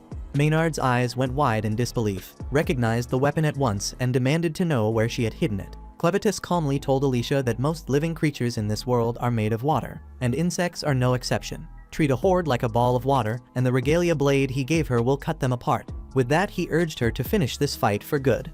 Alicia pushed to her feet, her sword blazing with power. A harsh gust tore across the field as she unleashed her ultimate technique, Stream Splitter, and in a single clean stroke, she erased the whole swarm of insects. Watching from a distance, Nia stared in disbelief as all of Maynard's creatures were wiped out. Alicia leveled her sword at Maynard and ordered him to surrender. She quickly understood he would never yield, so she knocked him out cold. Exhausted, Alicia finally collapsed. Nelu then rushed to catch her, but to her surprise, Clen was already there, holding Alicia in his arms. Clen looked serious and said that things had changed, which was why he had come to call them back. While Alicia was still weak, she managed to ask whether Clen had defeated Drell. Clen replied that he hadn't, because Drell wasn't alone. He had another Lord of Dark Beasts at his side. Over in the ruins of the Kingdom of Haydn, evacuation efforts are underway, and close to 80% of the survivors have already been moved into the underground bunker. Even so, Queen Tala refuses to leave, not until she finds her son. One of the elders pleads with her, reminding Tala that she is the only one left who can rule this kingdom. But Tala refuses to run, saying what kind of mother would she be if she abandoned her child. The elder understands her feelings, yet questions how Tala can be so sure her son is alive when no trace of him has been seen since the attack. Tala explains that she knows because the Forge of Haydn still glows with its usual bright red light. Under normal conditions, with the king gone, the forge would fall dormant until someone worthy appeared. The fact it still burns means a member of the royal bloodline lives on, and the only one besides the late king is her son. So she insists their top priority is to find him and keep him safe until he's old enough to claim the forge. As long as they succeed, the Kingdom of Haydn will survive. The path forward is clear, but Tala can't help feeling frustrated, because none of this would have happened if she had managed to flee the capital with her son as she originally planned. The elder asks what she means, so Tala admits that before Clevitis's assault, she had a vision warning her this would happen. She foresaw that the heroes were too weak to defeat the dark beasts and that Clevitis would destroy the capital in retaliation. But she never knew exactly when it would strike, and because of that, she lost her chance to escape. Right then, the Queen's messenger Fabio returns, saying he carries urgent news. He reports that Drell's army of 50,000 clashed with the forces of Eslin along the Merrill River. The soldiers of Eslin fought bravely, yet they were no match for Drell's overwhelming magic. But just as the battle ended, Clevitis suddenly appeared and obliterated nearly half of Drell's army in an instant. And what came after was even more shocking. Moments later, Drell somehow conjured a strange red sphere that managed to trap Clevitis. And this news shakes Tala, because how can she handle someone powerful enough to defeat a dark beast lord? Now Drell and the 20,000 soldiers he still has are marching this way, and none of them know what to do. Tala refuses to accept it, since that goes against everything their traditions say. Only heroes are supposed to stand against dark beast lords.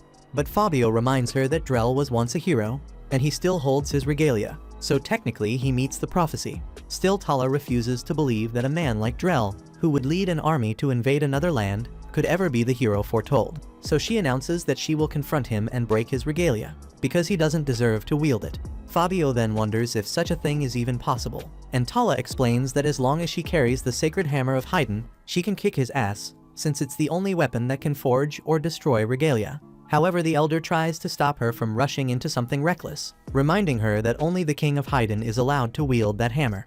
But with the king dead, until her son takes the throne, she says she will serve as the king, and that gives her every right to hold it. No one can argue with that, so they help her into her armor while Fabio suddenly runs off to fetch the hammer. Just then he returns, and Tala thanks him before taking it from its case, and with that power, she gets ready to face Drell and his army. Meanwhile, over in the village, Pete drags Naya to Alicia just as she asked, and he still can't get over how badass she looked when she cut down all those bugs with a single swing. He swears he'll be her personal errand boy as long as she's around, and Alicia is surprised by how nice Pete is being. But since he offered, she asks if he can also bring Nelaru over. At the same time, Pete bolts off to do what Alicia asked, and Clen congratulates her, saying it looks like she just got her first servant. Alicia tells him to quit teasing, because it's not like she wants one. What she really wants now is a clean set of clothes, since she's completely covered in bug guts. Right then, Naya speaks up and wants to know why they dragged her here, since her knees hurt and she just wants to head home. Alicia thinks it's odd that Pete managed to grab Naya so easily, especially since Nelaru mentioned she could control magnetism. As it turns out, Pete didn't come at her with any weapons, so there was nothing for her to manipulate, and against that much muscle, she was completely powerless. Anyway, Alicia says she's got a couple of things she needs to know. So she tells Naya to spill whatever she can about Drell and his connection to the Dark Beast Lords. Naya has no idea what Alicia means, so Alicia rephrases and wonders if Naya has ever seen Drell's dark ichor. She explains it's blood that moves on its own, but Naya looks genuinely confused and says she's never seen anything like it, and honestly, it sounds nasty. Alicia can tell she's not lying, but Clem is sure what Drell used really was dark ichor, and only Dark Beast Lords are able to produce it. Drell on his own wouldn't be that big of a threat, but with one of those monsters backing him, they need to figure it out fast. Since Clevites is already here, the only lords left who could be behind Drell are Zapthir of the west, Rathwell of the east, and Vorden of the north. And if one of them really decided to bare their fangs at Clevites by using Drell, then he'll make sure they regret it. Speaking of Drell, Alicia turns to Clem and asks if it's really okay that he left his body behind and came here in his smaller form. But Clem says that wasn't his real body anyway. It works better if whoever is helping Drell thinks Clevites is trapped, since that gives him the edge to corner his foe. At that moment, Naya, who's been trying to get their attention for a while, cuts in and asks if they're finally done, because she wants to leave. Sure, she's helpless without metal to work with, but she still has the metal from her gauntlets, so she can't control it while it's pressed against her skin. But since her arms are so thin, with some effort she slips a hand free. Then she tosses the gauntlets into the air, hooks her handbag over them, and uses that to fly off. Clem and Alicia didn't expect that at all, so they just watch as Naya floats away. Right then, while she's flying, Naya spots Nelleru and Luna in a cart headed toward Alicia and Clem, and she notices the wheels carry metal. So she decides to seize the chance since Drell will chew her out if she comes back empty-handed. She drops onto the roof and says she'll be taking them to Hydrat. Then she snaps her gauntlets and knocks the brothers out. And after that she hauls the whole carriage into the air to snatch Nelleru and Luna. However, just when she figures she got away clean, she realizes Clem is somehow sitting beside her, and he tells her to pick up the pace because there isn't much time to waste. Alicia sets her sword to Naya's neck and explains the cart was prepared for this exact purpose, so forcing Naya to give them a ride to Hydrat works perfectly. Since the blade is pure Hyden metal, Naya cannot manipulate it, so she does the smart thing and surrenders, agreeing to carry the group to Hydrat without a fight. Down on the ground, the brothers are relieved when they realize Clem and Alicia made it onto the carriage safely, so they start waving goodbye and yell that Alicia is always welcome to come back.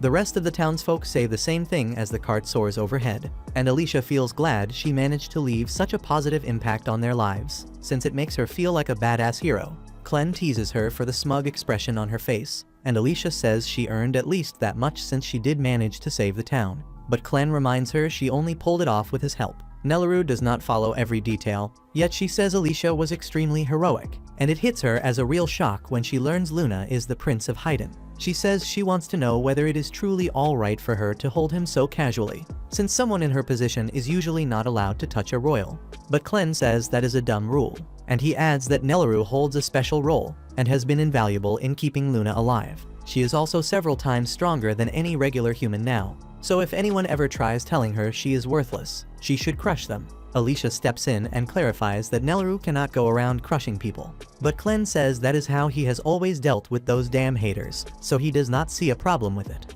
Not long after, the group reaches a stretch of mountains, and on the other side sits the capital of Hydrat. Clem leans toward Alicia and tells her she'd better be ready for what's waiting. Since he can't show himself, he won't be stepping in, and if Drell discovers the dark ichor inside her, her recovery is going to be cut short. Even with all that, Alicia answers that she's ready to face him and take revenge for her father. So Naya guides the cart over the peaks, and once the city comes into view, the smoke and chaos make it clear the place is already under attack. Drell has to be somewhere close, and Alicia finally spots him standing bold on top of the castle wall. She doesn't waste a breath, she grabs Naya's arm and forces her to drive the cart straight at him. Right then on the castle walls, Princess Tala rallies the knights who carry enchanted blades, telling them their swords come close to rivaling Drell's regalia. So if anyone has a shot at slowing him down, it's them. Still, you can feel in your gut, these poor bastards don't stand a chance. They charge in hard trying to surround him, but Drell doesn't even twitch. He just watches them with that cold look and mutters that they're nothing but a nuisance. At that moment, the knights know damn well they're done for. But loyalty to the kingdom keeps them charging anyway, throwing their lives away just to buy time for the archer squad to line up a shot. Even with the cleanest angle, the archers choke, and Drell twists his form into a blade to slip right past the volley. Tala and the others are left shaken, struggling to believe what they saw, since Drell just shifted into a weapon in the middle of combat, and none of them know what that means. The shield bearers step in to hold him back, but they're blown off their feet instantly. and Drell grips Tala by the throat. He sneers at her effort to protect Haydn, then tells her she'll never sit on the throne. Tala already knows that she has no royal blood, and only the strongest heir has the right to claim the crown. If every successor falls, the title passes to the nearest relative, but Drell makes it clear he's ending that tradition here and now. Tala can't promise she'll make it out alive, yet she's sure one clean swing from the hammer will be enough to shatter Drell's regalia, so she needs a distraction to buy herself a sliver of time. Right then, Alicia comes crashing down from the flying carriage, and it throws Tala for a damn loop, so she takes the opening and brings the hammer down toward Drell's sword. At the same time, Clem and Nelleru watch from a distance, and Nelleru worries about whether Alicia can hold her own against Drell, while Clem says it doesn't really matter whether she wins or loses, since the whole point is keeping him busy. Drell and whoever backs him are after the forge of Haydn, so Clem wants to reach it first. And that is why he brought Luna, since only royal blood can lift the seal. Clem already knows the forge's location, so he leads Nelleru to a section of the castle wall and tells her the forge sits on the far side. He could smash through in a heartbeat, but he needs to stay out of sight here, so he tells Nelleru to handle it instead. Nelleru pauses and checks whether he truly wants her to do it, since the wall looks solid as a rock. But Clan explains that when he healed her, he packed the strength of a troll into those thin arms, so her power should be several times greater than even the toughest troll. Nelleru decides to trust him and gives the stone a cautious push, and to her surprise the block rockets off its base with way more force than she expected. It sails clean over to the other side and slams down right where the guards assigned to protect the forge are stationed. For some reason she feels her kill count rise a little, while Clem tells her she's imagining things and urges her to move, since they don't have much time. Meanwhile, at the forge entrance, Fabio and a handful of guards manage to survive Nelleru's accidental hit. But before they can process what just happened, Clem pulls them into the shadows and neutralizes the area. And once he reaches the doorway, he carefully presses Luna's hand to the seal so it unlocks. Thank you for watching to the end. If you enjoyed this recap, please hit the like button and subscribe. If you have any suggestions or tweaks, share them in the comments. They help me improve.